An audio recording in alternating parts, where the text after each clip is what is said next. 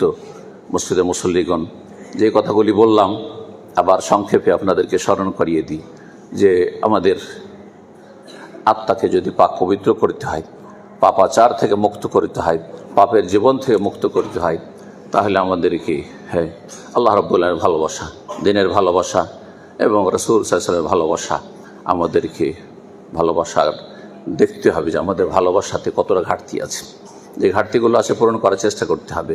দুনিয়ার ভালোবাসা কেন প্রাধান্য পেয়ে যাচ্ছে, দুনিয়ার আসক্তি কেন আমাদের জীবনে প্রাধান্য পেয়ে যাচ্ছে? আমাদের পাপের কারণে।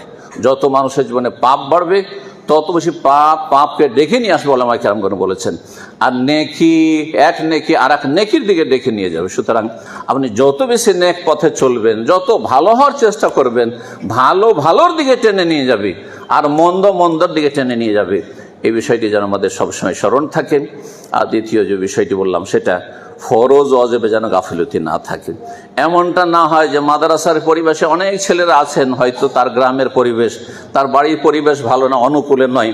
সুতরাং এখানে মুসলিম পরিবেশে বা ইসলামিক পরিবেশে, মসজিদের মাদ্রাসার পরিবেশে বেশ ভালো মানুষ, কিন্তু মাদ্রাসা থেকে ছুটি হলেই সেখানে গিয়ে তখন ওখানকার মতো হয়ে গেলেন। এখানে ত্রুটি রয়েছে আপনার এই আত্মার পরিশুদ্ধির ক্ষেত্রে, যে স্তরগুলি রয়েছে সেই ক্ষেত্রে, যে আপনাকে যেমন রব্বুল আলামিন দেখছেন এই মাদ্রাসার গণ্ডিতে, মাদ্রাসা চত্বরে, ঠিক তেমনি আপনাকে হাটে বাজারেও দেখছেন, মাদ্রাসার বাইরেও দেখছেন, শহর বাজারে ঘুরছেন তখনও আল্লাহ দেখছেন, এবং যখন বাড়িতে থাকেন তখনও আল্লাহ দেখছেন। এবং এই ক্ষেত্রে আমাদেরকে যে কাজগুলি করতে হবে সেটি বলছিলাম যে ফরজ ওয়াজিবে যেন কোনো ঘাটতি না থাকে, আর তারপরে সুন্নত নফলে যেন কোনো ঘাটতি না থাকে।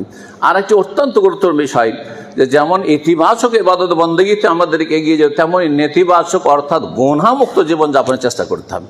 আপনি যদি নীরবও থাকেন, চুপও থাকেন, সেটা আপনার জন্য অনেক ভালো কথা বলার চাইতে যেই কথাতে আপনার পাকড়াও হইতে পারে, মুআখাযা হইতে পারে, এমন একটি কথা বললেন যাতে আল্লাহ অসন্তুষ্ট হয়ে গেলেন, এমন একটি কাজ করে যাতে আল্লাহ অসন্তুষ্ট হয়ে গেলেন, তার চাইতে ভালো নীরব থাকা। যেই ব্যক্তি চুপ থাকছে অন্তত তার মুবাহ জায়েজ জীবনযাপন করছেন, সেটাও তার ইবাদত উত্তর।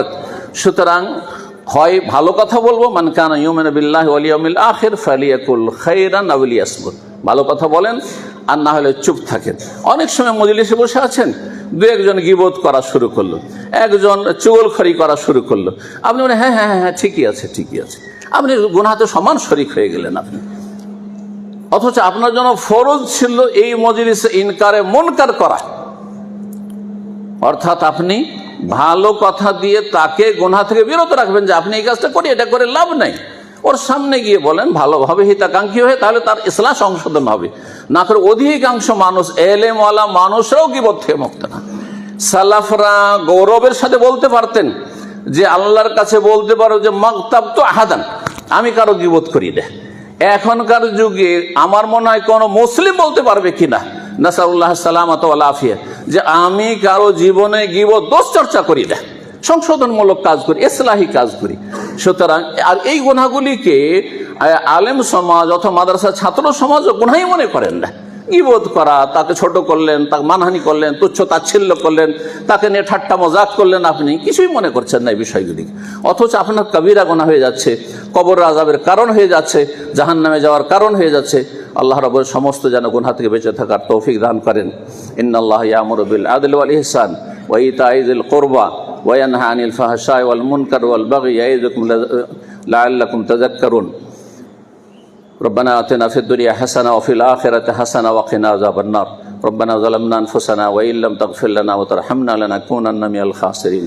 اللهم أعز الإسلام والمسلمين، اللهم أعز الإسلام والمسلمين، اللهم أعز الإسلام والمسلمين وأذل الشرك والمشركين، وأذل الشرك والمشركين، وأذل الشرك والمشركين. اللهم انصر عبادك الموحدين، اللهم انصر عبادك، اللهم انصر عبادك. اللهم أهلك الظالمين بالظالمين، اللهم أهلك الظالمين بالظالمين وأخرج المسلمين من بين أيديهم سالمين غانمين. اللهم سلط الظالمين على الظالمين، اللهم سلط الظالمين على الظالمين وأخرج المسلمين من بين أيديهم سالمين غانمين. سبحان ربك رب العزة عما يصفون وسلام على المرسلين والحمد لله رب العالمين.